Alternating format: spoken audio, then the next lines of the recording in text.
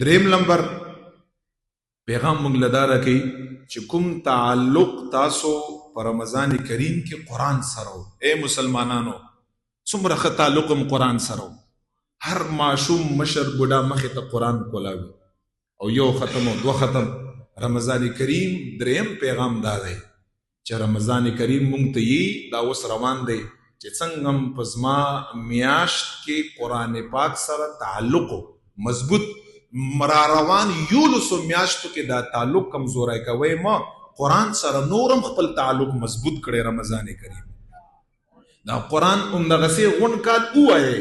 څنګه هم چې په رمضان کې ځان ته ټارګېټ جوړ کړه یو ټایم ټیبل هم جوړ کړه دا برقرار وساتئ. په شوال کې هم ختمونه وکړئ،